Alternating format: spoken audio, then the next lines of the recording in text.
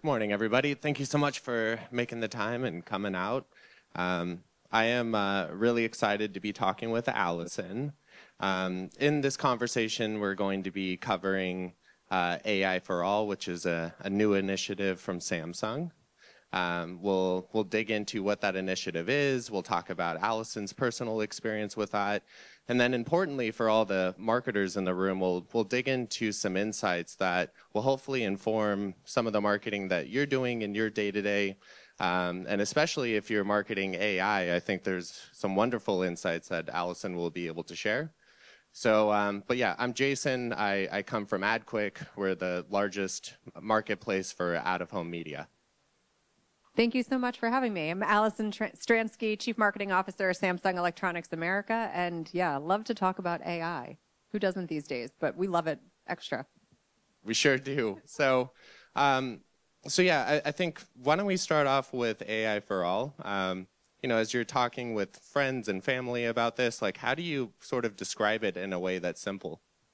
AI for All is Samsung's platform that we're in year 3 since we announced it at CES 2024.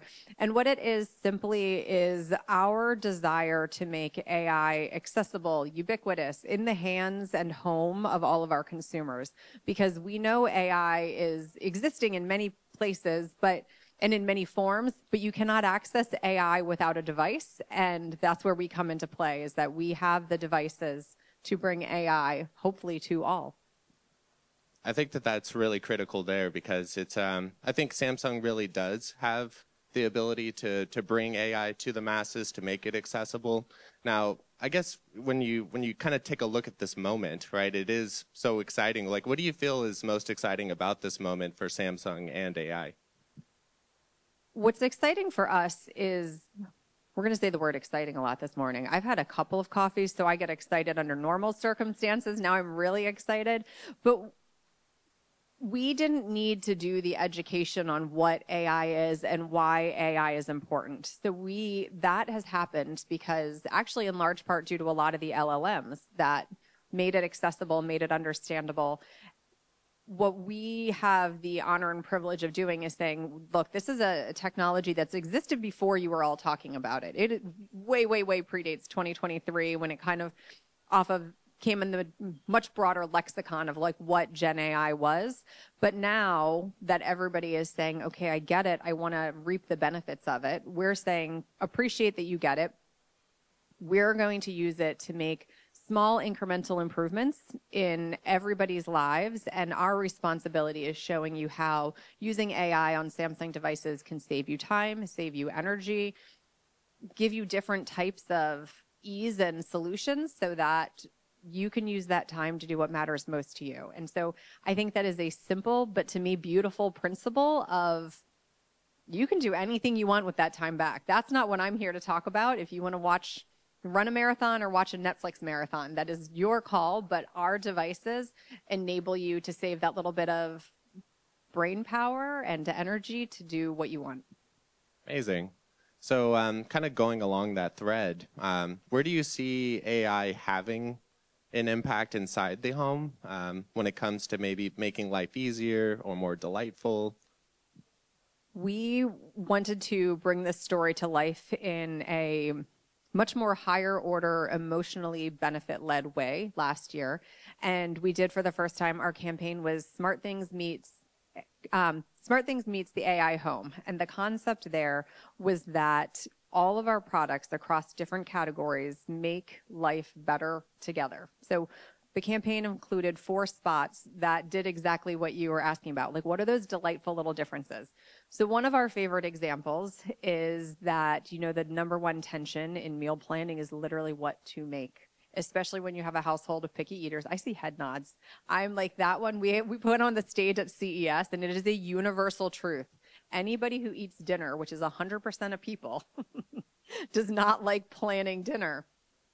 So we showed ways that you can connect your smartphone to your smart refrigerator and use Vision AI inside to see what's in your fridge, scan those ingredients and get menu recommendations. But when you do all of it in the thing that brings it to life in a different way, that cute little wink, that little difference where you see dad cooking for his son and daughter, and you see them going back and forth about what they want, you feel that fun tension, and that's where marketing really comes to life.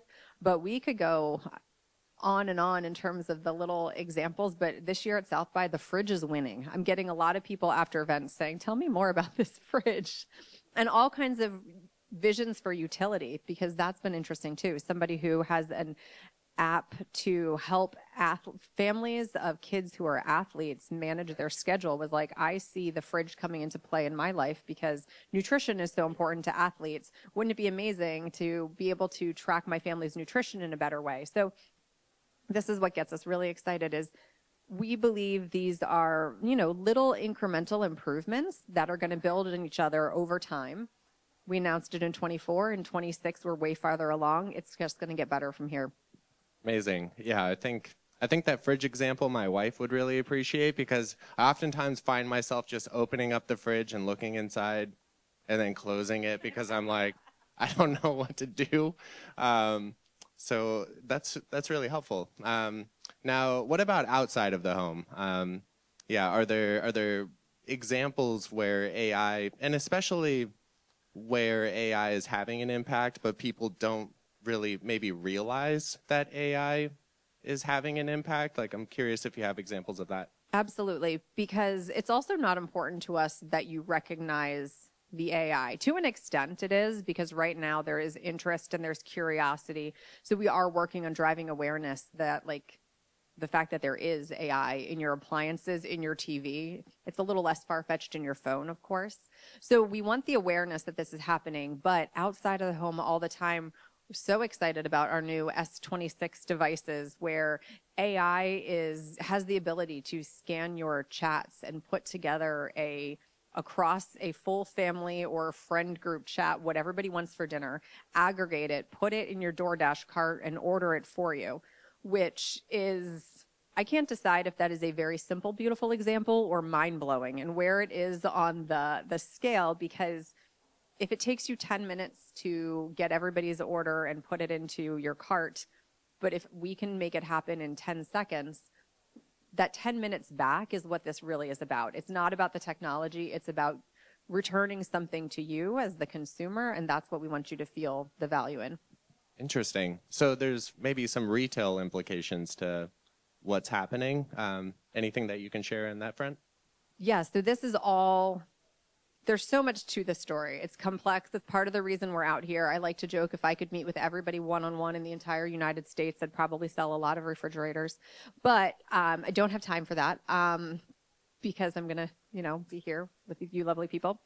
But in-store is still a really important moment for us too. We know so much of shopping behavior happens online and is digital, but you're still coming into the store in the majority of our categories to make the final decision. So last year we started a partnership with Ashley Furniture where we're building these AI experiences into vignettes in Ashley Furniture stores. And they're a fascinating partner because they're the #1 furniture retailer in the US. And it's the only place where you can shop a television fully in context of sitting in a living room, sitting back on a couch, saying, does this TV fit my needs? But what they were excited about, and we were thrilled to partner on, was that it's more about selling the TV. It's more about the TV features. It's about demonstrating in real life this vision of the connected home. And so within the 3 Ashley Furniture stores that are in existence right now, and there's a roadmap for a lot more in 2026, you can sit in a furniture setting and on your tablet play around with your connected home. So you touch the buttons, you set up the different experiences, you see how your lights sync with your TV, how your sound bar performs on and off. In the original in Brentwood, Tennessee, you've got smart shades and the whole vision coming together to tell a story of what does healthier sleep look like? What does healthier living look like?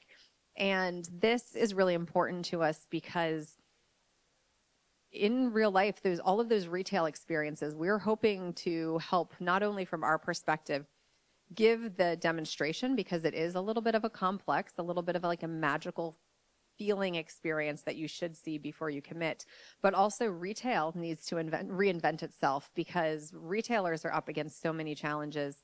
We were thrilled to have a partner as leaned in as Ashley Furniture who wanted to say, how can this add a better experience? How can this add to dwell time? How can this give people a reason to come in store and touch and feel and play? And we're aligned in that importance. Amazing. That's such a cool partnership, by the way. All right, so shifting gears a little bit, I'm curious. So from a personal standpoint, right? So you know, you're leading from a marketing effort, you know, AI for all, and I'm curious, yeah, from that personal standpoint, where are you finding connection to this? Is there a story that helped to sort of click when you were thinking about marketing this initiative? So beyond my day job and beyond the theme of AI at South by, I think one of the other big conversations has been Gen Alpha. Here they come. The oldest ones are 16 right now. They're going to have purchasing power beyond Z and millennials in the not too far out future. And I've got 2 of them at home. So they're amazing. Okay, the very small sample size of 2, but still they embody this understanding of technology that is even more native than anybody before them. And in my house, we play with AI all the time. Saturday morning, my kids were sketching on my tablet and then using Galaxy AI to generate images that were, I was pretty excited. They were pretty cool, the changes that you can make. And so that's what you understand at they're 3 and 7, and they're getting this conception of how AI can be fun and do different things. But fast forward and talk about our Samsung Solve for Tomorrow program, which is our national annual STEM competition. Students in grades 6 through 12 use STEM to solve a problem in their community. And that is as broad as it gets. And it's intentionally broad because they're incredible. These kids are so smart and so motivated. We're in year 16. And in the course of the last 16 years, we saw the early projects be things like, I'm going to go outside and test the pH and is there chemicals in my water, to last year, 2 of our winners used AI to address doctors' shortages with a wound care badge that enabled doctors to treat patients remotely, an oral cancer screening app that allowed anybody to check out something that was a concern in their mouth. These kids are in high school. So I get so motivated by AI is not for AI's sake, but AI, if you understand it as a tool and you understand how to access it. Samsung today is talking about how we can save you time and energy to do things that you love. When these kids come up and they're the professionals 20 years from now, imagine how amazing it will be if you recognize the opportunity to help doctors when you were 16.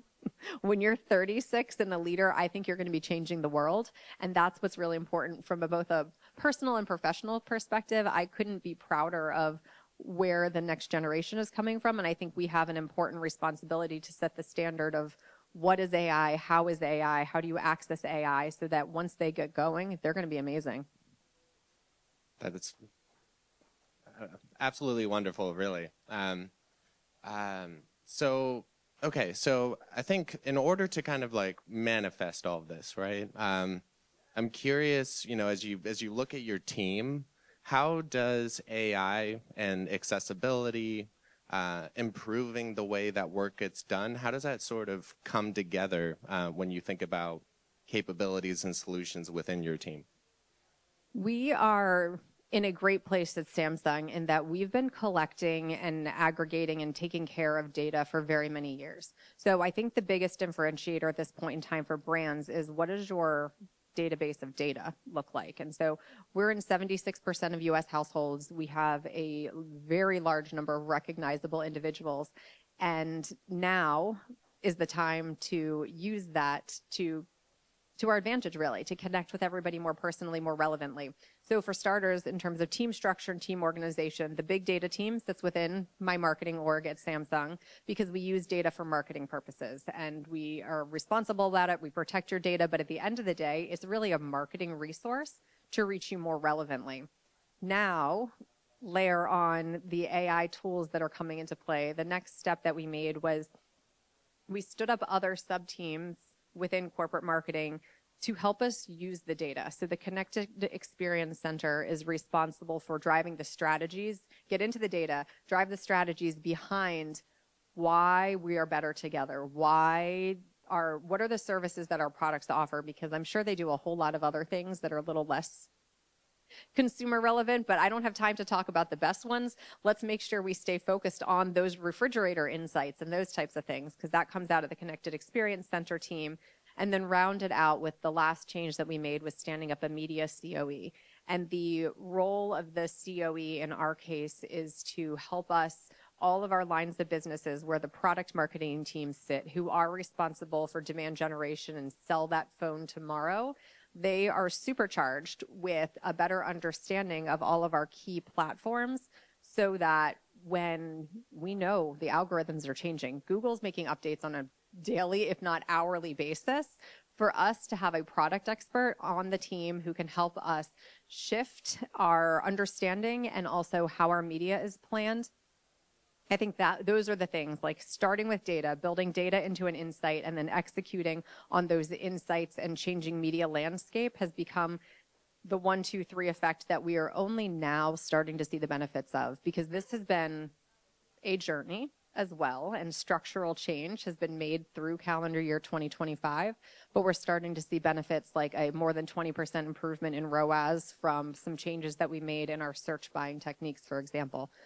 So 26, I've promised big things to the org that it's going to pay off in all of the changes that we made, but it's an exciting time.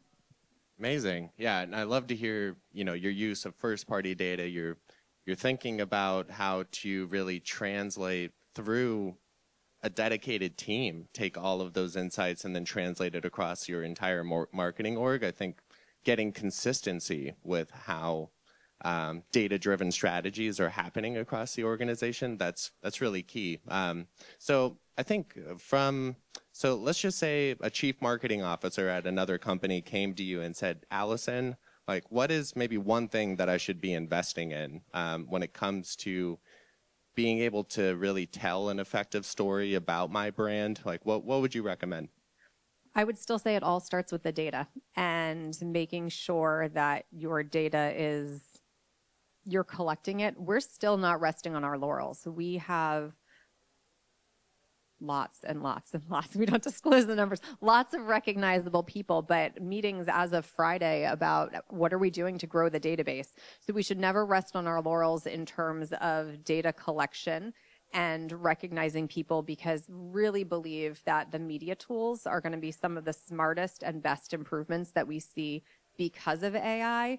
The more that you can put into those tools, recognizing individuals, the better off you're going to be. And then after the data, if you're going to say, okay, got it, a whole other area, the next thing that we're obsessed with right now is GEO and redesigning our ways of working to ensure that we're feeding the LLMs too. And so I think those two things happen in parallel. Data is a piece of it that's going to help, but that is our next biggest obsession is, are you ready for zero-click search? That would be amazing. And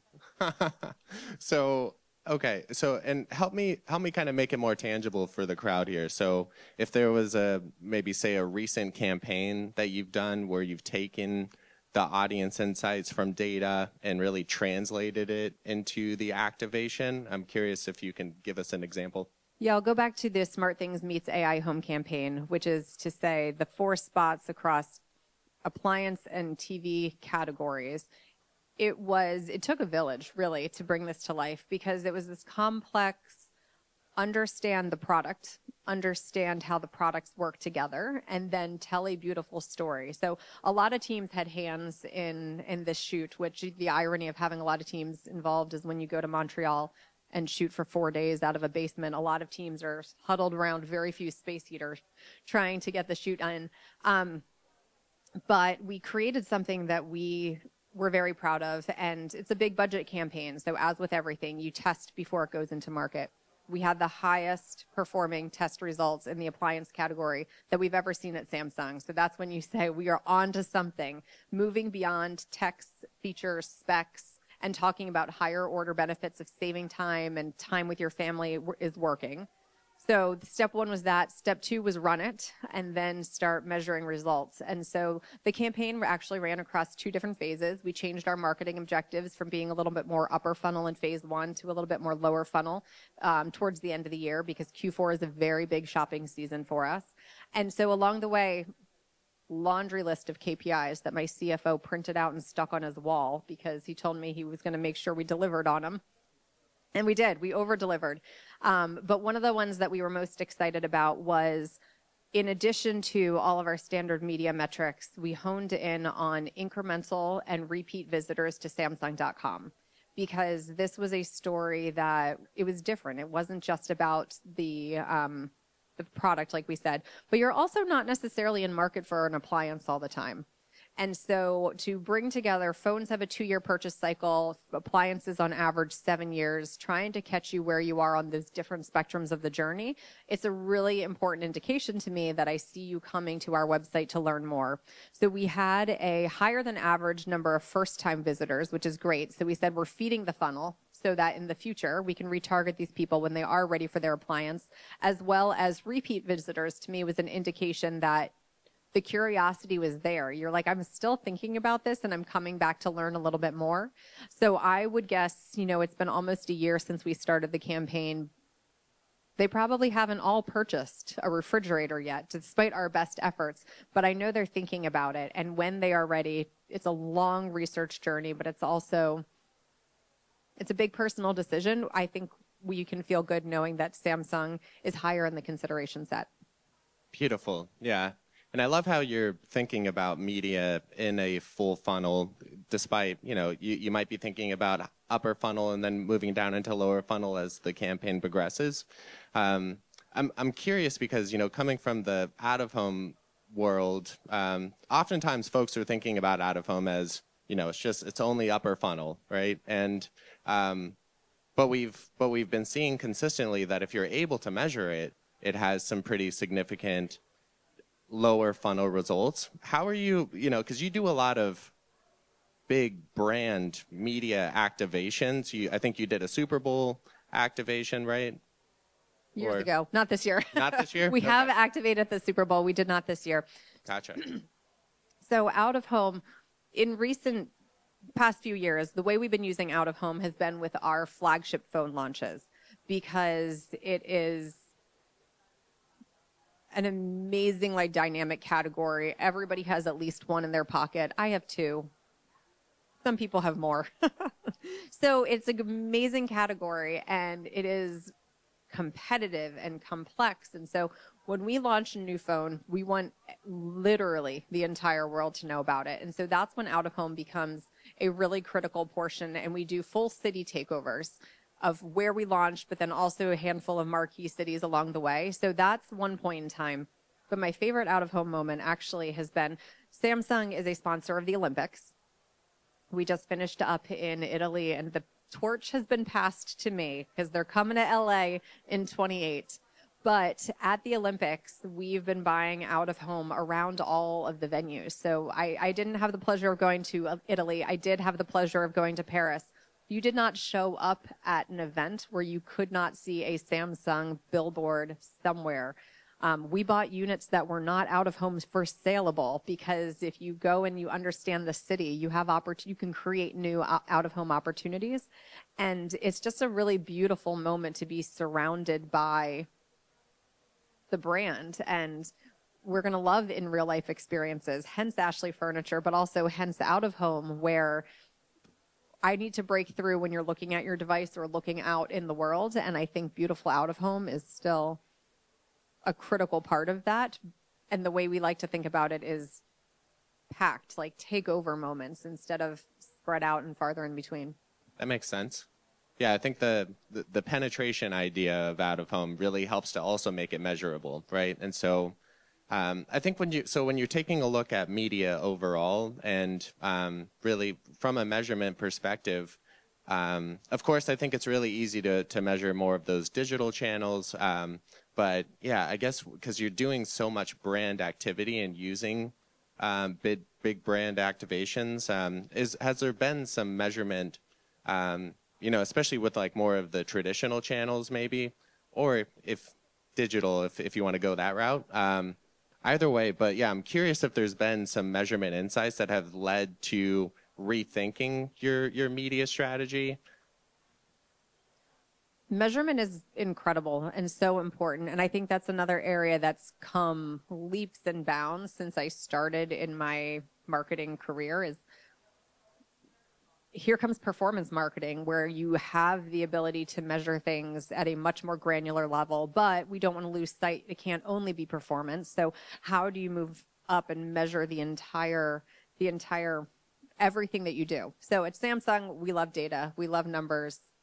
We try to measure it all. But I think the most important balance of measurement is the short-term or the leading and the lagging indicators, if you will. We cannot lose sight of the bigger picture. So yes, we are measuring performance on a, don't even know if I should admit how frequently basis. We are looking at some of our lower funnel metrics and our Samsung.com sales on a pretty constant basis, because that is one indication of success. But then in the longer term, you've got a lot of equity measure that we don't lose sight of. One of our most important measures is proud to own, because if you are moving the indicator on being proud to own a Samsung product, we know that we're going to be healthy for the long term. So it's a mix of doing both of those things. And I think to your question about was there an insight, I think when we get distracted by the short-termism, we start to make decisions that will impact us in the long term. So I feel that it's my responsibility to remind the org, phone sales today are great, but you will not have phone sales in 2 years if we only think about phone sales today. So it has to be a balance of all of these things. But we're going to continue to push the needle. We're going to keep adding to the dashboards because measurement is continuing to improve as well. Beautiful. Okay. So now we have a couple of minutes left here. And so, yeah, where do you kind of see AI for all in 3 years from now? What does that longer term vision look like? So our CEO has talked recently about how global CEO, appliances were invented to keep you from to make housework easier. Imagine a world where Samsung eliminates housework and automates all the things that you don't want to do. So I think we're going to be on this journey of every year, there's going to be a little bit of a step in the right direction so that 10 years from now, we look back and maybe a chore will be gone, because we know, the biggest pain point in the kitchen is putting the dishes away. People report that in terms of the chores, not the planning of dinner. There are a lot of pain points in the kitchen. You have to plan dinner. You have to put your own dishes away. But we're getting to a place where these things are going to be solved. And so I think every year we're going to see a pretty significant improvement. So we plan to keep the AI for all platform and idea going for the foreseeable future. And back to the refrigerator. We're all obsessed with the refrigerator. When we announced it in 2024, there were 32 ingredients that were recognizable inside your fridge. In 26, we announced that we've now partnered with Gemini. And so if Gemini can recognize it, we just took an exponential jump forward in terms of what's in there. So between building solutions, partnering with partners such as Gemini and Perplexity, we're bringing the best together. So I really hope we are going to be a part of eliminating chores, making your home entertainment experience. Downstairs, I had more than a few people tell me all of their TVs are Samsung TVs. And I said, that's one of my favorite sentences. So your TV experience is going to be even more enjoyable, because whether it's by yourself or with your family, we want you to find time to value what is important to you. And I think that's what AI for all is about. And we're going to be on a journey of a little bit better every year until 5-10 years from now, we look back and say, wow, that was a big difference. For sure. So last question is, so what's next with AI for all?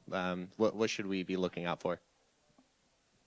We're talk about short-term and long-term. Where my head is currently is a little bit of within this year. And then at the same time, we are looking forward to LA 28. So all of this is happening at the same time. So right now we're in big product launch season. Phones came out last week. We've got TVs and appliances coming in a couple of weeks. So we're focused on how the technology has improved to tell the new stories that get better and better from here, because every year, now that our phones are multimodal, that just unlocked big steps that were improvements over 25. So my team will continue to take the product improvements and enhance the storytelling while we are at the same time looking forward to the next big tent poles, which only come on an every 2 to 4 year basis, depending upon if you watch all the Olympics or just the summer, just the winter, but a little bit of everything at the same time. So those are the platforms that we really use to talk about our brand values. Back to the Olympics, our platform there is Open Always Wins, because it's a very similar to AI for all message. Samsung is about inclusion, about accessibility. And I'll give one more. We're excited. In about 3 weeks, we're going to be in Washington, D.C., announcing the winners of this year's Solve for Tomorrow competition. So can't wait to see what this year's kids have put together, because every year they outdo themselves. And we, like I said, I couldn't be prouder. Amazing. Well, thank you so much. Thank you for having me. This is wonderful.